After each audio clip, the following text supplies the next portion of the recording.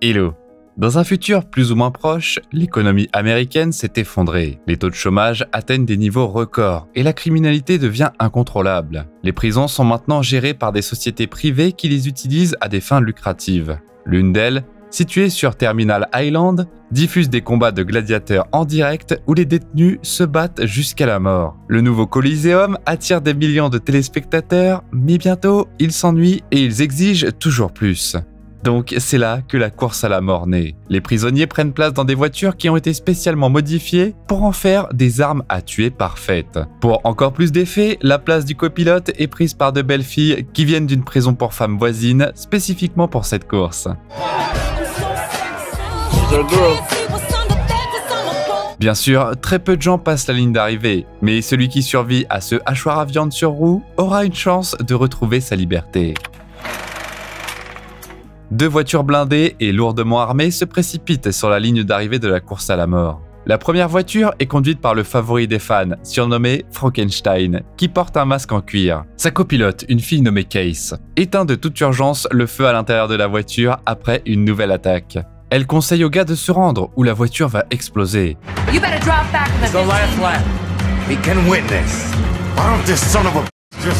Machine Gun Joe, qui les poursuit, a déjà perdu sa copilote dans la fusillade. Toutes les armes de Frankenstein sont à court de munitions, alors il laisse tomber une partie de l'armure de la voiture pour éliminer Joe. Le bouclier en métal lourd s'écrase sur le pare-brise de l'adversaire, arrachant un morceau impressionnant du capot. Mais la voiture continue de rouler et Joe vise le réservoir de carburant vulnérable de son adversaire. À 400 mètres de la ligne d'arrivée, Case s'éjecte de la voiture, ne voulant pas mourir pour la victoire.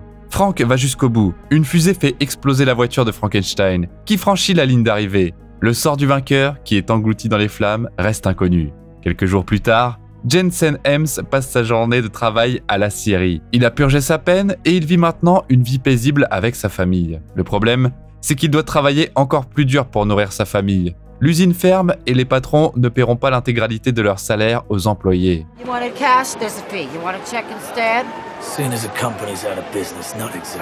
Une équipe de police arrive pour contrôler les travailleurs mécontents, lorsque les hommes tentent de les affronter. Les flics ouvrent le feu avec des balles en caoutchouc, et ils sautent sur les travailleurs avec des matraques. Jensen tente d'aider son ami blessé, et il se blesse lui-même. L'homme est allongé sur le sol, essayant de récupérer, et l'un des flics se précipite sur lui. Dans une rage, Jensen riposte et lui enlève son bâton. Il assomme deux policiers avec des coups puissants, et invite les autres à tenter leur chance aussi. Il rentre chez lui tard dans la nuit, où il est accueilli par sa femme bien-aimée, Suzy. Elle soutient son mari, malgré ses problèmes au travail. Leur explosion de passion est interrompue par le cri de leur petite fille, qui vient de la chambre à coucher. Jensen calme la fille et va aux toilettes, ignorant qu'un tueur masqué est entré dans la maison. Il tue Suzy, et quand Jensen trouve son corps, le criminel l'assomme aussi.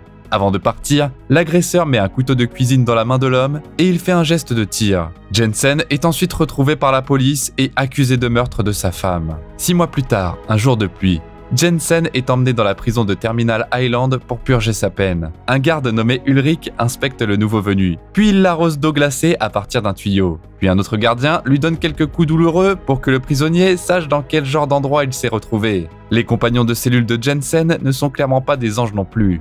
Ulrich laisse l'homme à leur merci, mais une déception l'attend. Dès que le garde s'en va, Jensen les assomme facilement tous les trois. Le lendemain matin, Jensen prend son petit déjeuner dans la salle à manger. Il est repéré par un groupe de détenus, Coach, Gunner et List, qui reconnaissent Jensen comme l'ancien pilote de voiture de course célèbre dont la carrière a été déraillée par une peine de prison passée. Soudainement, plus personne ne parle à la cantine, alors que Pachenko et sa bande entrent dans la pièce. Ils prennent Jensen à part, et il le provoque dans un combat en crachant dans sa nourriture et en disant qu'il est un meurtrier de femmes et d'enfants. Sans attendre d'être attaqué, l'homme affronte les voyous, mais le combat se fait rapidement interrompre par des gardes armés de mitrailleuses. Ulrich emmène Jensen chez la directrice, Claire Hennessy. Il l'avertit que Pachenko est un participant à la course à la mort et que quiconque touchera le coureur sera sévèrement puni. Hennessy salue Jensen. Elle lui pose des questions sur son passé de coureur et elle lui parle de Frankenstein, qui était le favori du public. Malheureusement, il est mort sur la table d'opération après une explosion lors de sa dernière course. Mais les gens regardaient le spectacle principalement pour lui. Et comme il portait un masque pour cacher ses cicatrices d'accidents de voiture passées, il peut être remplacé par un autre coureur, perpétuant ainsi la légende. He moves them, inspires them. And in this world, that's not so easy to come by. La femme propose à Jensen de mettre le masque et de jouer le rôle du défunt Frankenstein. L'homme refuse, soupçonnant qu'il y a un piège. Mais on lui dit que s'il termine premier 5 fois dans la course à la mort, il sera libéré. L'offre semble encore plus tentante, puisque Frank, comme il l'appelle pour faire court, a déjà remporté 4 courses, ce qui fait que Jensen n'a qu'à répéter son succès une fois. Jensen se sent toujours mal à l'aise à propos de l'offre, mais la perspective d'une condamnation à perpétuité dans ce trou d'enfer est encore moins attrayante pour lui. De plus, Hennessy le menace d'isolement cellulaire pour l'empêcher de révéler son secret. Jensen devient donc le nouveau Frankenstein. Bientôt, il est présenté à l'équipage qui entretiennent la voiture de Frank. C'est le même trio qui parlait de Jensen à la cantine. Chaque coureur a sa propre équipe de mécaniciens, et personne ne s'entraide. Seule l'équipe de Frank et quelques agents de sécurité sauront qu'il y a une autre personne sous le masque. Et Hennessy gardera un œil attentif là-dessus, car sa société a subi d'énormes pertes pendant les 6 mois d'absence de la star. De plus, pour rendre la course plus divertissante, elle a passé le dernier mois à construire quelque chose de spécial dans une aile fermée où personne n'est autorisé. L'équipe montre le monstre à Jensen, une Mustang Fastback modifiée qui appartenait à Frankenstein. Elle a 850 chevaux, ainsi que du nitro pour une accélération supplémentaire. Il y a du verre et de l'acier par balle pour la protection. La protection la plus impressionnante est le bouclier arrière, qui est appelé la pierre tombale. C'est celui que Frank a détaché dans sa dernière tentative de se défendre des attaques de Joe, ce qu'il a payé de sa vie. L'arsenal d'armes se compose de mitrailleuses, d'écrans de fumée, de napalm et de pétrole, ce qui rend le travail des poursuivants beaucoup plus difficile. Les munitions ne sont chargées que juste avant la course, de sorte que les prisonniers ne pensent pas à attaquer les gardes et à s'échapper. En plus, Hennessy peut bloquer les armes à distance, et sortir de l'île sera presque impossible avec un seul pont étroit menant à la terre, qui sera coincé par des voitures de police et des hélicoptères au premier signe d'évasion. Jensen pose des questions sur son prédécesseur, et ils lui disent qu'il a envoyé une vingtaine de coureurs dans leur tombe. Le taux de mortalité moyen de chaque race est d'environ 60%, et personne n'a jamais gagné 5 fois encore. La course sera composée de 3 étapes. Au cours des 2 premières étapes, il est conseillé de se débarrasser du plus grand nombre d'adversaires possible pour se rendre à la ligne d'arrivée plus rapidement que les autres dans la 3e étape. Le jour de la course, Jensen rencontrera Case, sa copilote. They get bussed in from the women's facility upstate.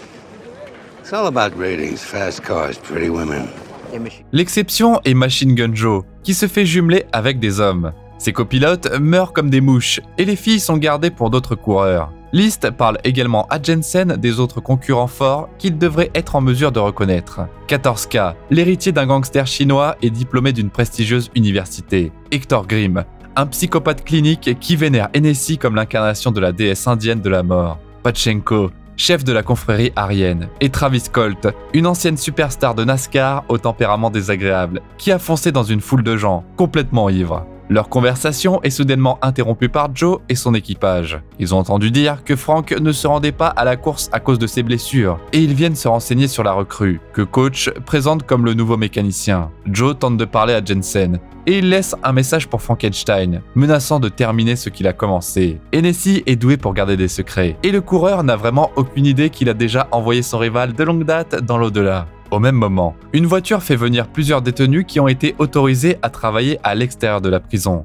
Jensen remarque des bracelets avec un dispositif de suivi sur leurs poignets. Plus tard, il se rend compte qu'il a vu le même bracelet sur le tueur de sa femme. Le jour de la première étape de la course arrive. Jensen se déguise secrètement en Frankenstein et sort vers le public, provoquant l'excitation parmi les spectateurs et l'anxiété parmi les concurrents. Coach lui conseille de ne pas parler aux autres pilotes, car Frank ne leur a jamais parlé non plus. Le bus avec les filles arrive, et les prisonniers les comblent de compliments, explosant clairement à leur vue. Les gardes doivent les calmer. Case monte dans la voiture avec Jensen. Elle est au courant que le vrai Frank est mort, et que les vitres de la voiture sont faites de verre miroir à sens unique. Alors Jensen enlève son masque pour la course.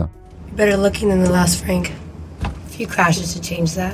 Hennessy reçoit le feu vert pour dire que les participants sont prêts à commencer, et la course à la mort démarre. L'annonceur annonce les frais d'abonnement, 99 $ pour la première étape et 250 $ pour les 3.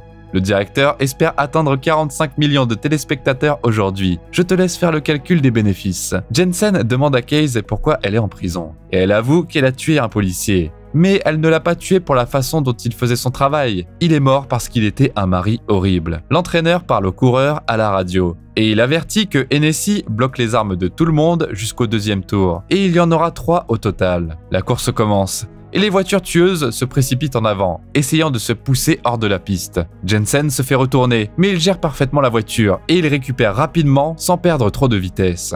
Case sait aussi ce qu'elle fait, et elle dit au conducteur où tourner pour prendre un raccourci. Grâce à cette manœuvre, ils finissent à la première place, dépassant Joe dans sa Jeep. Le rival continue la chasse, et une concurrence féroce s'ensuit entre eux. L'équipe conseille à Jensen de ne pas se battre de front, mais de jouer intelligemment. Le deuxième tour commence, et Hennessy active les épées et boucliers. Les trappes spéciales au sol que les voitures doivent franchir avec les 4 roues pour accéder à l'arsenal d'armes. Les boucliers libèrent de la fumée, du napalm et du pétrole, tandis que les épées gèrent les mitrailleuses et des lance-roquettes. En plus, il y a des crânes, des trappes qui ouvrent des pièges mortels. Lorsque Grimm est sous le feu d'un poursuivant, il active un crâne et marque une autre vie prise. Par la suite, il s'en prend à Joe, et ce dernier perd le contrôle de la voiture qui roule sur l'huile et tombe à la dernière place du classement. Mais Grimm ne peut pas célébrer la victoire pendant trop longtemps. 14K tire vers l'avant, et il laisse tomber des pointes qui perforent les pneus du coureur. La voiture de Grimm tourne en l'air, et le Chinois l'élimine définitivement de la course avec un missile précis. Le fou blessé sort de la voiture accidentée sur la piste, affirmant avoir vaincu la mort elle-même. Joe prouve le contraire en accélérant sur Grimm dans un dérapage contrôlé. Le moment dramatique du meurtre est montré en gros plan au public. Pendant ce temps-là, Jensen parvient à activer sa mitrailleuse, mais elle se bloque immédiatement. Sans y réfléchir 2 fois, Case se détache et grimpe par la fenêtre pour réparer l'arme. La copilote d'une voiture à proximité monte également, tirant un barrage de balles sur la jeune fille vulnérable. Jensen est choqué par la manœuvre suicidaire de sa partenaire, et il fait dévier la voiture, la protégeant du feu ennemi. Case parvient à terminer ce qu'elle a commencé, et elle retourne à son siège. Les balles volent dans toutes les directions, et Coach sauve List de la mort en le plaçant plus près du sol. Jensen vole un bouclier sous le nez de Colt, mais les gadgets de protection ne fonctionnent pas pour une raison quelconque. No smoke, no oil, no napalm. Again? Il semble que ce soit ce qui a causé la mort du précédent pilote du monstre, et c'est de plus en plus suspect. Pendant ce temps-là, les coureurs continuent d'attaquer la voiture de tête, d'autant plus que vaincre Frank leur rapportera plus de publicité et de respect. Cette fois, c'est Colt qui est sur sa queue. La pierre tombale protège Jensen pour l'instant, mais elle ne pourra pas tenir jusqu'à la ligne d'arrivée. Le coureur doit improviser. Il ordonne à Case de dévisser manuellement la cartouche de napalm et de l'accrocher au siège passager. La fille monte ensuite sur les genoux de Jensen et active la catapulte, pulvérisant le liquide incendiaire sur leur poursuivant. Colt est maintenant dans une bombe roulante et Case l'allume avec un jet bien ciblé d'un allume-cigare de voiture. Joe s'écrase sur l'adversaire, ne lui laissant aucune chance de survie. C'est un autre moment spectaculaire qui donne à Hennessy un sourire satisfait. Ils ont battu leur record d'audience. Joe prend un raccourci. Et Pachenko s'approche de Jensen. Il lui fait le geste douloureusement familier du coup de feu. Mais Jensen n'a pas le temps de réagir, parce que Joe, qui apparaît d'une embuscade, vole sur lui. La ligne d'arrivée n'est plus très loin, et le monstre le franchit en dernier parmi les 6 coureurs survivants. La deuxième étape de la course commence dans 14 heures, et les mécaniciens se mettent à réparer les voitures. L'équipe de Monster découvre que toutes les armes sont en bon état de fonctionnement, donc ils ne comprennent toujours pas pourquoi ils n'ont pas fonctionné pendant la course. Jensen, quant à lui, n'arrête pas de penser au geste de Pachenko. Il va voir Hennessy pour lui dire d'aller se faire foutre, refusant de participer à la prochaine étape. Il a deviné qu'elle était derrière le meurtre de sa femme, parce qu'elle voulait un pilote expérimenté pour la course. Hennessy ordonne aux gardes de la laisser seule avec Jensen. Puis elle montre à l'homme les photos de la famille d'accueil qui a adopté sa jeune fille à l'orphelinat.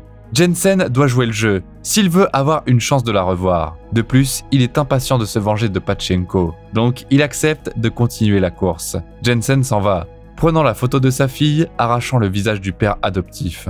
Coach le remarque, et il devine ce qui s'est passé. Jensen demande pourquoi l'homme n'a pas un numéro sur ses vêtements, alors que tous les détenus sont censés en porter un. Coach répond qu'il était admissible à la libération conditionnelle il y a 3 ans, mais qu'il n'a pas réussi à se résoudre à franchir les portes de la prison. Il a choisi de ne pas affronter le monde qui avait trop changé pendant que l'homme purgeait sa peine. Coach ne dit pas pourquoi il est allé en prison, mais il est très surpris d'entendre la raison de la condamnation à perpétuité de Jensen. You, the way you looked at her, couldn't do that if you'd killed her mother.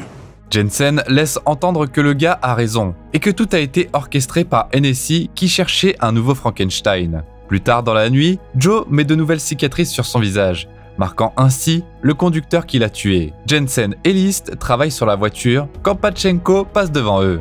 L'homme se laisse distraire et le suit, mais l'équipe rivale le repère à temps et le prend en otage. Pachenko lui lance quelques coups puissants avant que Jensen ne l'accuse d'avoir tué Suzy. Pachenko ne ressent pas de remords pour ce qu'il a fait. Puis il prend une énorme clé pour finir Jensen. Il ne se soucie pas de Hennessy, qui a besoin d'un coureur, mais il se fait arrêter par List, qui le poignarde dans le dos avec un stylo. Le mécanicien se fait tout de suite battre pour ça, mais Jensen saisit le moment et se libère. Il assomme les sbires de Pachenko et attaque le tueur. Sa rage ne connaît pas de limite, et l'homme est sur le point de finir le scélérat qui a ruiné sa vie.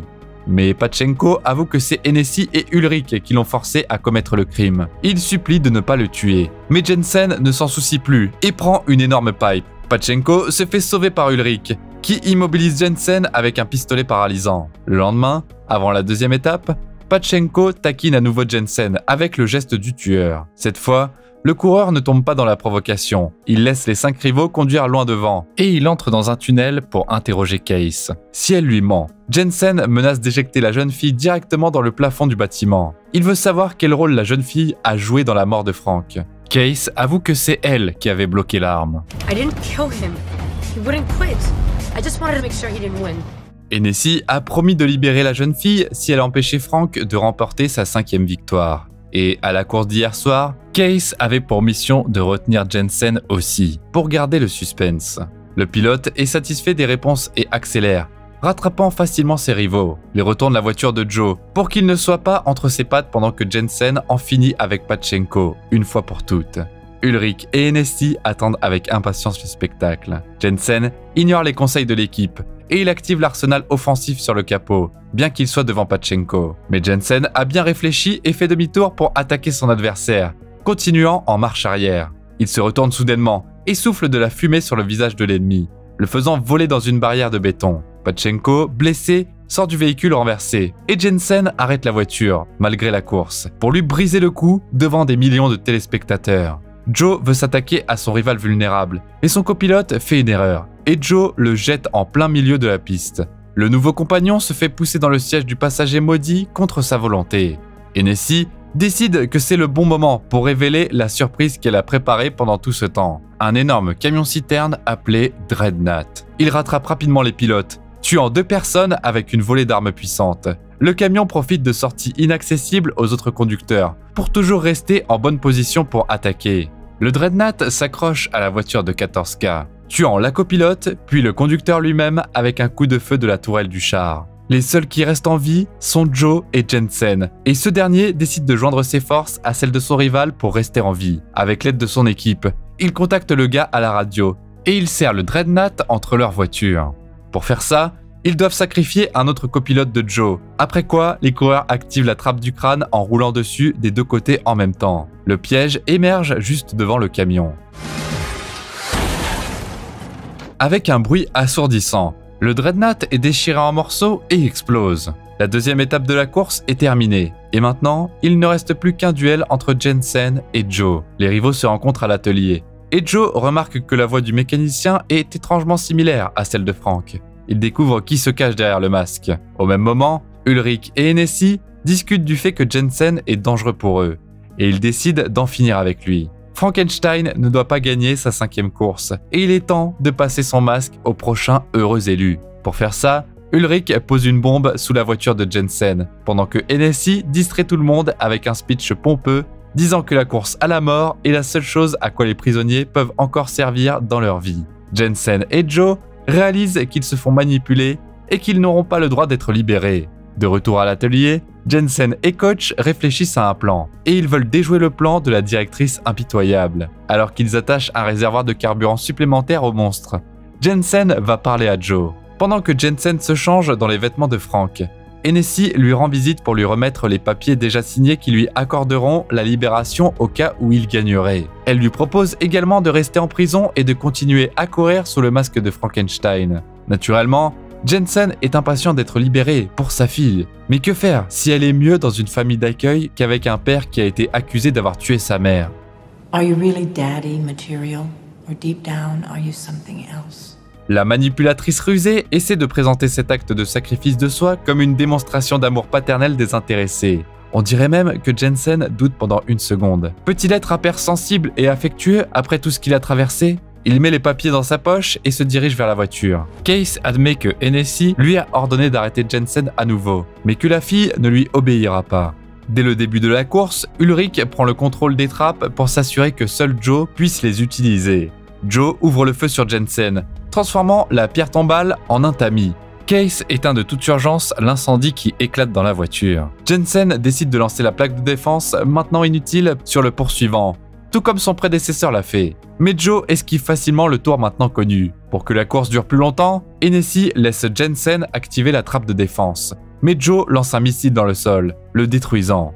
Mais le monstre est toujours en tête, et Ulrich est prêt à activer la bombe si les choses ne se passent pas comme prévu. Joe tire ses nouveaux missiles puissants, et Jensen les esquive. Mais ça s'avère être prévu. L'explosion détruit le mur, qui a été vulnérabilisé par les étapes précédentes de la course. Jensen et Joe sautent par le trou et se précipitent sur le pont pour s'échapper. Enragé, Hennessy interrompt les missions et active la bombe. Mais Coach et l'équipe ne font que rire de cette tentative pathétique. Ils ont minutieusement inspecté le monstre et désarmé l'engin explosif. Les coureurs arrivent au pont, mais les flics se rapprochent. Il est donc temps d'utiliser le réservoir de carburant supplémentaire. Jensen l'active sur les poursuivants, causant une explosion et un crash massif. Pendant ce temps-là, le copilote de Joe n'a plus de chance et il est abattu par les mitrailleurs autour. Les deux prisonniers parviennent à franchir la porte du pont et ils se séparent dans deux directions différentes. Les hélicoptères ne suivent que Jensen dans l'espoir de l'arrêter. Case accepte d'aider avec la dernière partie du plan. Elle se sent coupable à propos de Frank et elle ne veut pas perdre un autre conducteur auquel elle s'est attachée. De plus, elle a également ses papiers de libération avec elle, ce qui rendra son évasion parfaitement légale. Jensen conduit la voiture dans un parking avec des machines hautes, bloquant la vue de ses poursuivants, et il saute hors de la voiture en mouvement. Case prend sa place derrière le volant. La jeune fille parvient à détourner les hélicos avant d'être arrêtée par un mur de feu. Elle met le masque de Frankenstein et elle grimpe sur le toit de la voiture pour se rendre.